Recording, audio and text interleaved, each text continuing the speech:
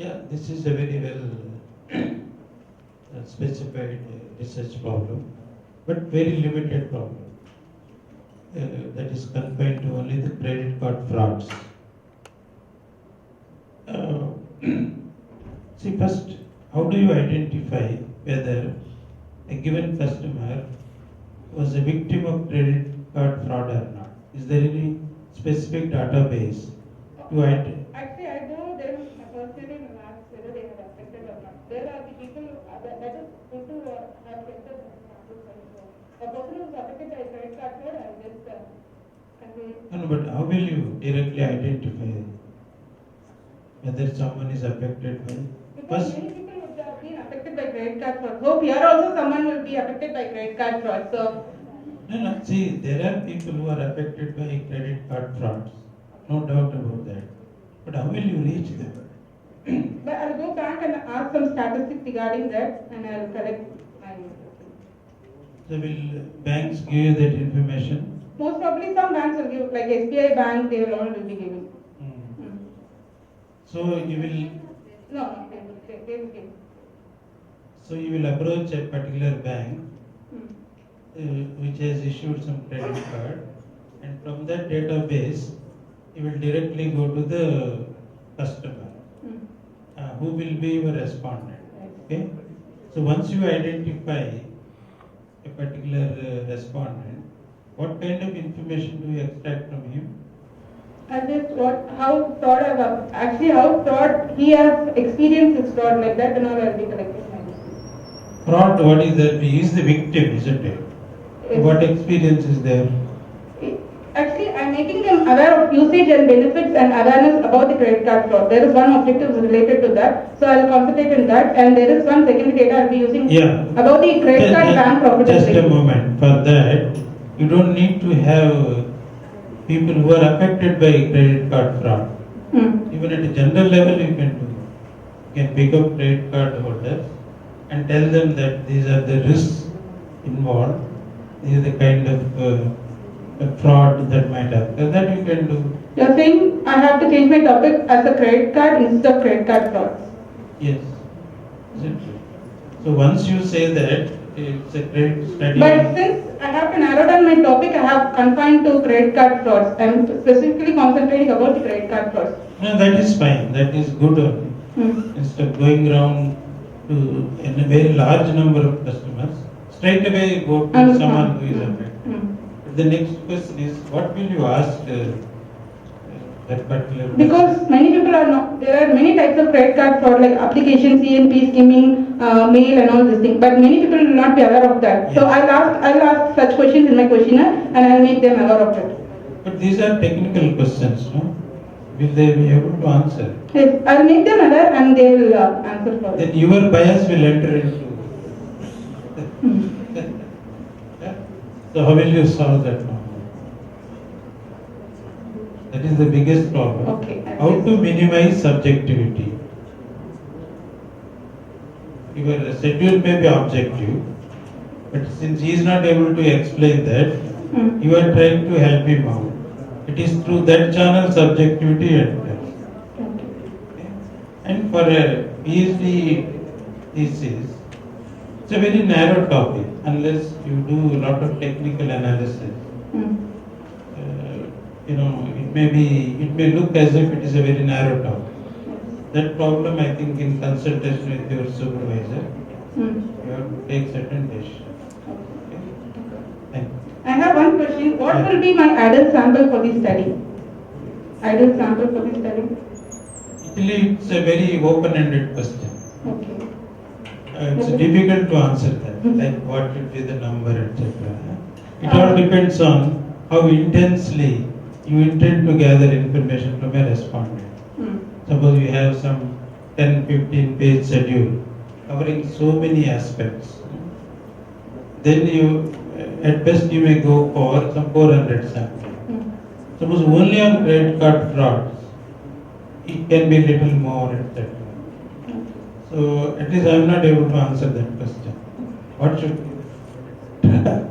The other question is, if I want to do a comparative study, how can I do my comparative study? But whom are you comparing with whom? That should be clear in mind. Okay. See, you can compare credit card fraud victims in metros, Hmm. in small towns, and maybe down below the rural areas. If you are able to categorize Hmm. location, perhaps you can. Makira. But otherwise, comparison means there must be some yardstick, some reference mark. But you said only Chennai city. Mosquito. So maybe across income. Yes. In credit cards also the classification, no? High end, some golden. Maybe you can consider victims. What is the likelihood of credit card fraud in certain classes of credit cards? That kind of thing. And also you can compare Visa and MasterCard. Hmm. And Mosquito in fright. so you'll have to leisurely work out these things instead of rushing through the field work. Okay?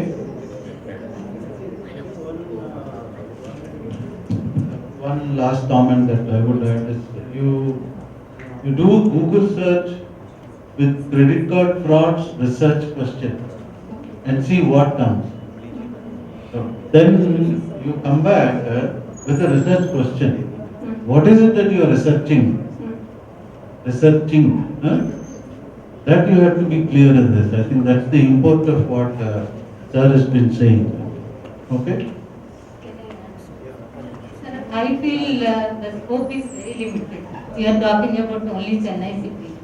It is worthwhile to compare it with one or two other metro cities.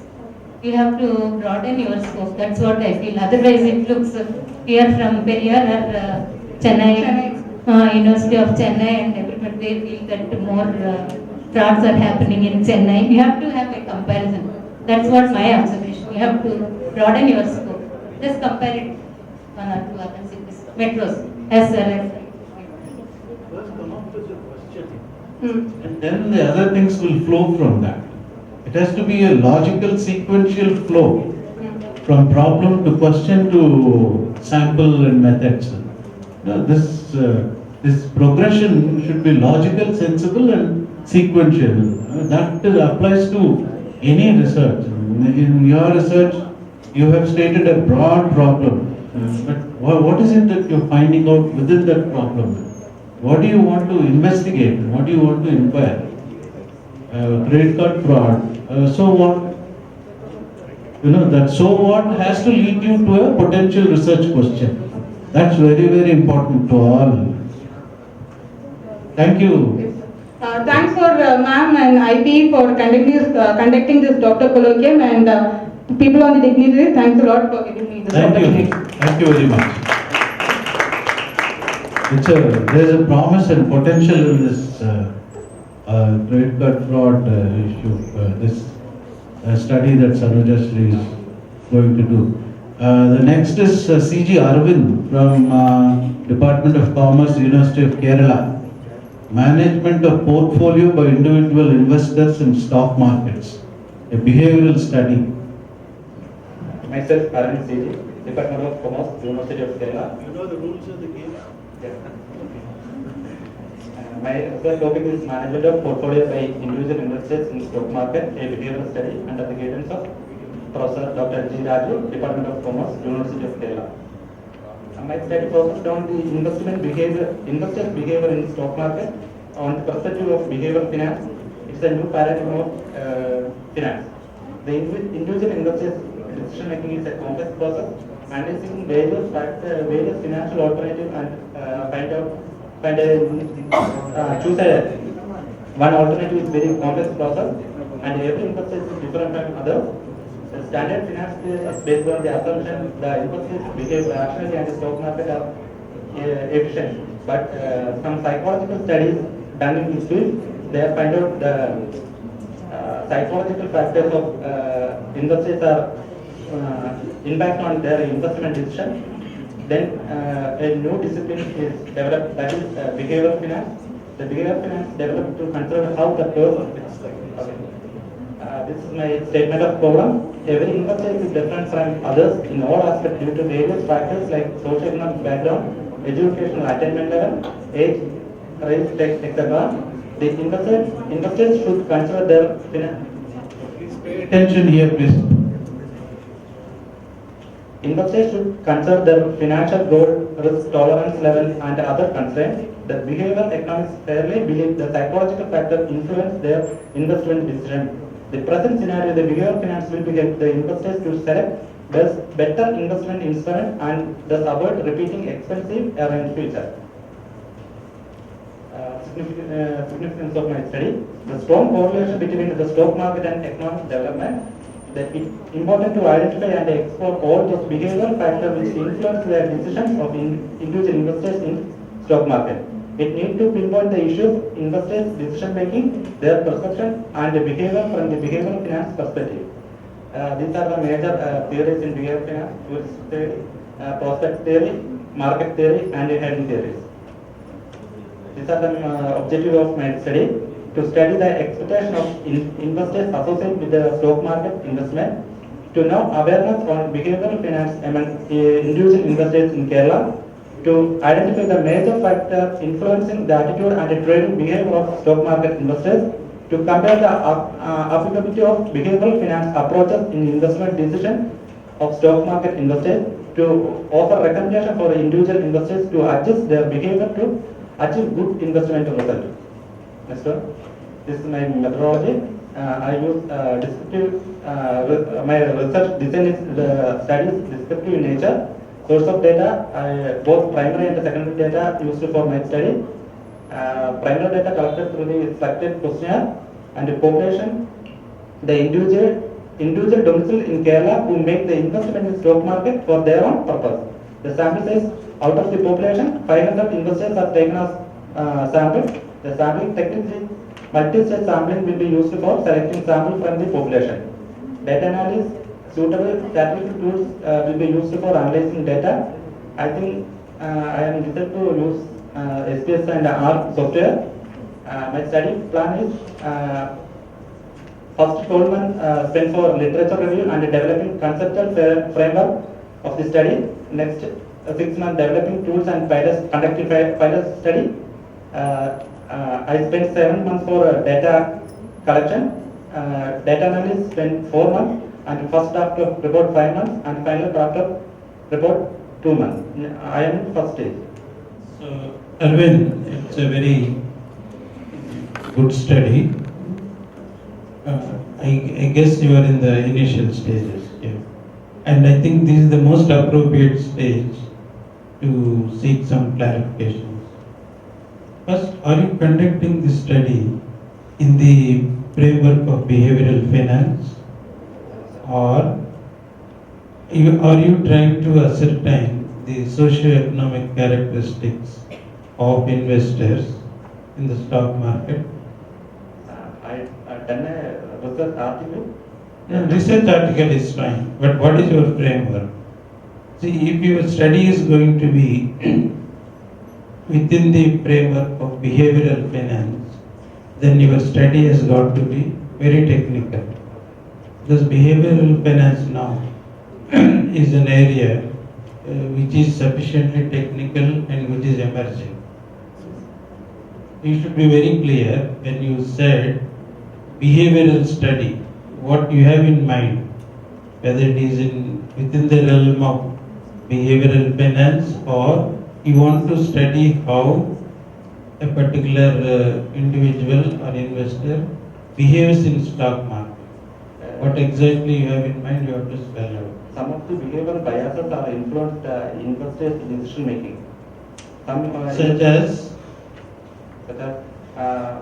Some news are in the stock market. Some investors are under reaction, and some of investors are. Yeah, exactly. So things like, for example, herd behavior. You know, like if two people go the way, a third person will also. That is herd behavior. Are you trying to look at something like herd behavior? There's also another behavior called contrarian behavior. Some people they react very slowly. Some people they overreact.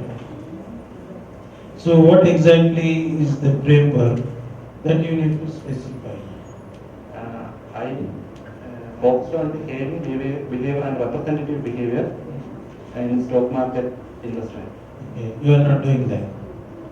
I mean, Yeah, you please think it over. What is the role of psychological factors in investment behavior? psychological factor. There is one investor who's bachelor and young. Their investment behavior is totally different from their family man. Who is more Their psychological factors also influence their investment decision. So you need to spell out what is your framework. Then from that framework you can evolve research. Okay? Since you are in the initial stages, first concentrate on the basic framework. Study is going to be deep into behavioral finance. Then you should be prepared for a lot of technical work, like the issue of rationality, the issue of market efficiency, etc. Think it over. Thank you. Next is Sandeep from Osmania University, Department of Business Management. Effects of stock splits on the performance of stock post subprime. Good afternoon, sir. I'm Sandeep from Department of Business Management, Usmania University. My supervisor is Professor Vishekar, Department of Business Management, Usmania University. My topic is on effects of stock split and performance of the stock post post subprime crisis. Define stock split first. Stock split is a corporate action in which a single share is divided into multiple shares. It's like dividing a cake into multiple pieces, but it doesn't change anything. It's like market capitalization is the same. The market capitalization of the whole company is the same, but the single share is divided into multiple shares. Next. There are many reasons why a stock split is being considered by management and how investor reacts to it. There are four major hypotheses for that. First one is the optimal trading range hypothesis, where if the company has a price of a huge price of its stock price, then it divides into multiple shares, so that a normal trader can trade in the company. This is what is optimal trading range hypothesis. The next hypothesis comes with liquidity hypothesis, where the share is divided into many smaller parts, so there will be high liquidity, where the ask and bid difference will be low. Then next comes with the shareholder base hypothesis, where as the share has been divided, more people participate in this, and the diversity of the shareholding will be different. And next comes with signaling hypothesis. The managers use stock split as a means of conveying information to the public that the company has good prospects in the company. But the prior studies, which have been done in many exchanges like Jakarta Stock Exchange, Nairobi Stock Exchange, New York Stock Exchange, and NSE and BSE, there are many conflicts in whatever the prior studies have done. There is a conflict in the positivity or negativity, whatever it is, in the hypothesis that I have mentioned. Based on my hypothesis, I have formulated four these objectives: to investigate the reasons for high stock split, to probe the impact of stock split on performance of the stock, to analyze liquidity effects of stock split, to examine diversity of the shareholder base. The methodology that I have done is the data I have taken is secondary data. The time period is post subprime crisis, as it's the beginning of the economic cycle where the stock split has been hit by crisis in 2008, and now it's growing. It's now growing. The sample is the companies which have been listed in NSE. Next slide. I'm in first year of my PhD. It's been just 2 months that I've enrolled in this PhD program. I'm exploring into the other reasons of stock split, which are hostile takeovers and optimal tick size hypothesis. Next slide. The questions that I have now is: can I include primary data into this? Can I ask the management of a company that why are they taking stock split as a means to convey information to the public? Second question is, what's the window of the duration that should I consider? There are many papers which have considered 100 days as a duration, 50 days as a duration from the announcement date of the stock split. What should I take? That's the major problem that I've been facing. And is stock split an enough phenomena to be studied, or else can I include the other phenomena such as share buybacks, bonus shares, dividend announcement, and reverse stock split in this study? And another question, will tick by tick data from the National Stock Exchange using big data analytics, will I get any insights which are different from prior studies? Thank you, sir. I need suggestions. So I think, Sandeep, you have very clearly, at least you are aware of the problems. So once you are aware of the problem, then it is half solved. Your research proposal is very clear. How much time you have spent so far? It's been just 2 months, sir. 2 months. Then it's too good. You have a lot more to do. See, some of the things, when you said stock splits and its impact on the stock, do you mean prices? Yes, stock prices. Actually, we estimate how it's going to go in the future, and we take the actual. If the difference is significant, we say it has an abnormal performance. Yeah, exactly. So you want to know what may be the impact of stock splits On stock prices. on stock performance in terms of stock price. So that way it's very clear. And you want to consider only those stocks which are listed in National Stock Exchange. That's good enough. Then the liquidity, diversity, these are the issues you may have to examine. When stocks are split, then what is the window? Yes, that's what is my main. Yeah, because sometimes people may split between intraday and also little long horizon. The way they construct the portfolio, part of the amount they may like to invest with intraday at some gain. Then the horizon is shifted. Let us say to 1 month, 2 months, 3 months, etc. Okay? And the period is the post subprime crisis. It makes a good study. Some of the issues that you raised, you have to actually which window you have to select. It all depends on how deep you want to go into that. Okay? If you want to consider the whole range of stocks that are listed in the stock exchange, maybe you can have 1 or 2 windows. One is the intraday, and outside the intraday you may go for the stocks with the horizon of say 1 month or 2 months. And you don't need to go for primary data. It becomes very massive. But if you are very keen to supplement to the aggregate analysis, you can select a few investors, maybe available in Hyderabad, those who are actively trading in Hyderabad Stock Exchange. You can identify, let us say, about 50 investors.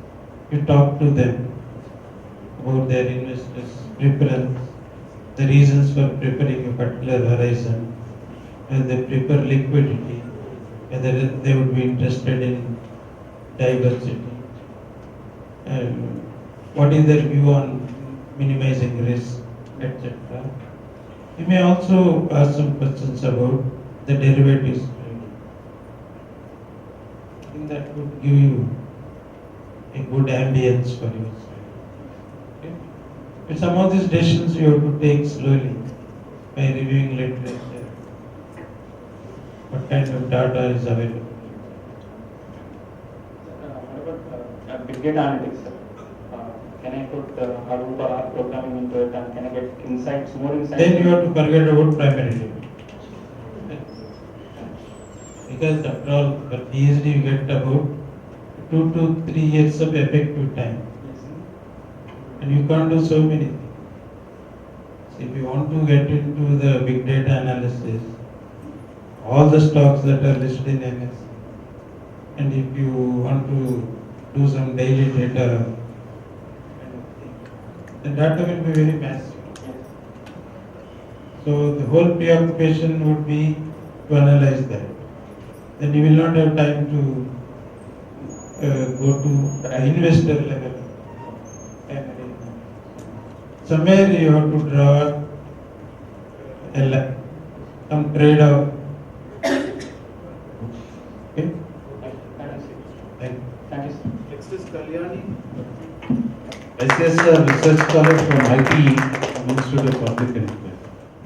Please go directly to your problem and questions and. Good morning, Manita. My topic is growth of reinsurance business in India, challenges and prospects. My supervisor is Professor S. Srinivas Murthy, Dean and Head Placements, IT India. Just like a normal individual or company would purchase insurance to meet their future uncertainties. I know what we. Okay. State your problem. Yes, sir. Coming to the Indian context, India being a natural catastrophic prone area, and on the other side, the year-on-year increase in the growth of market size of insurance creates a need for increased reinsurance capacity. This shows the importance of reinsurance capacity in India, which motivated me to take up this study. Before slide. These were the various articles I have reviewed. One interesting thing, the overview of review of literature is most of the studies are related to the demand analysis of reinsurance, and all of these studies are mostly concentrated on the developed insurance markets, that is US market and the UK market. There are no studies on the demand analysis of the developed countries, and I didn't find any study in the Indian context. So the characteristics of the insurance company in India are quite different from the developed countries. That is, in the US market and UK market, an insurance company will not only be performing insurance activities, but they also deal with mutual funds, asset management activities, banking activities and all. So here, if I say life insurance company, only life, non-life in India. So this makes me to pose a question, that is, will the same factors be determining the demand for reinsurance in India, and if the factors are same, will the direction be same? This is one of the question, and then there are one or two studies on the impact of reinsurance on the performance of the insurance companies, and these are also in the context of developed countries. There is one study based on Pakistan insurance market, and they have taken only ROA and ROE, and I want to take the profitability aspect, short-term solvency and long-term solvency also. I want to test the impact on other variables also. And then keeping in mind the current changes, there are profound changes in the insurance industry, the regulatory framework of the insurance industry. That is, new overseas reinsurers have entered the insurance market. So in this context, what will be the future challenges and prospects of reinsurance in India? These are the various questions and then objectives. So based on this, I found that there is no primary analysis also on the reinsurance business in India. So to study the growth of reinsurance business in India is my first objective. To identify the factors that influence the demand for reinsurance in India. To understand the impact of reinsurance on the performance of insurance company. To study the challenges and prospects for reinsurance business in India. Next slide. This is research methodology. The study is both analytical and empirical in nature. The focus of study is on non-life insurance sector because it covers 94% of the reinsurance market in India. Out of the 29 non-life insurance companies currently operating in India, 21 companies, 4 from the public sector and 17 from the private sector are selected for the study. The public sector excludes specialized insurers, ECGC and AIC. The private sector excludes 5 standalone health insurance companies and Kotak General Insurance Company Limited, which was incorporated in 1516 and has not completed 1 year of operation. On the other hand, a separate analysis of GIC Re, the sole reinsurance company in India during the sample period, was performed, which excludes the life insurance segment. The sample period is this is the way I want to carry my work for the first objective. On 2 parameters, that is, I want to study the growth on reinsurance demand side and supply side. This study will be carried in 3 different stages. First, the growth in demand and supply, the gap between demand and supply, and then the net profitability of reinsurance operations. Demand side plus supply side operations. Next, to identify the factors that influence the demand for reinsurance. Sir, my questions are, I want to use panel data regression for my objective 2, that is to study the impact of various firm-specific factors on the demand for reinsurance. I have taken 21 companies and 10 years data, but there is some, like a few companies are established 6 years back and 4 years back. So all the 10 years information is not available for all the 21 companies. So can I still go for panel data regression? I think now you are very clear about what you want to do. Yes.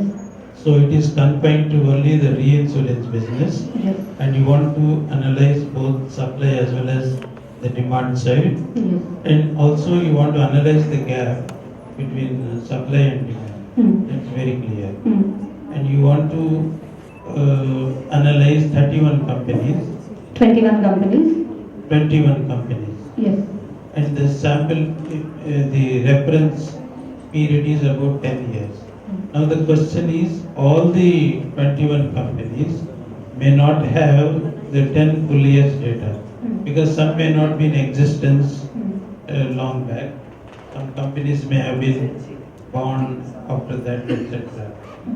And you want to use panel data analysis. Here the question is, what is the feasibility of that? It's quite feasible, because you can have an unbalanced panel. Okay? But there is absolutely no problem.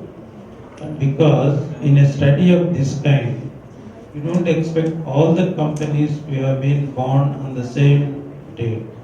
Yes. Some companies are old, some companies are new. And some of the old companies may have disappeared. I mean, technically it's possible. So therefore, for you, the appropriate technique would be unbalanced panel. Okay? Okay. Yes. One more question, sir. No, let me complete. Okay. Unbalanced. Then you must specify the demand model and the supply model separately. Okay. Yeah. Demand for reinsurance. What factors contribute? Those factors first you should apply. Then apply that model on panel data. Okay. One more thing, sir. When I do the reverse, that is when I study the impact of whatever reinsurance was purchased by various companies on the performance of an insurance company, can I use the input variables, that is the independent variables which were earlier used to study the impact on demand as dependent variables? Can one or two variables repeat? Like first the dependent variable will be reinsurance demand, and then the independent variables will be the firm specific factors. Next, in the second one, when I am studying how this reinsurance will impact the company's performance, can I take one or two independent variables which I took in the earlier objective as dependent variables? Is that demand function or supply function? It's demand. If it is demand function, then you should have a kind of a simultaneous panel, unbalanced panel data model. Simultaneous, Yes, unbalanced panel data. because of the endogeneity problem. Endogeneity. Endogeneity problem. Means, So what you do is you have to start with, we have the same set of independent variables. And if you want to have some of the independent variables as explanatory variables, then you should bring in the issue of endogeneity in reinsurance. Okay. Then a separate equation for explaining the so-called independent variable as dependent variable. That needs a careful formulation of the model. But it is possible. Okay. One more last question. Only one question, Yeah, sir. please, quickly. Yeah. Quickly. Whatever variables impact, whatever I have studied through the regression equation, can I use these variables in my questionnaire when I am asking for the challenges and prospects? Can I ask what is the perception of the managers on these variables? Can I also do it? Yeah, you can. But suppose if you are doing it at the company level, Hmm. then the same model may not work Hmm. in a panel context. So you have to do some empirical experiments. Because a variable which you find as Mhm. significant Hmm. at company level Hmm. it may not be significant in a panel context. So that while empirically experimenting, you will arrive at them and also give proper theoretical justification. It's a good technical exercise. Hmm. You need to, spend a lot of time on that. Okay. Thank you. Department of Commerce, Usmania University. I thank Professor Kamayyar and Anand for chairing and co-chairing this session.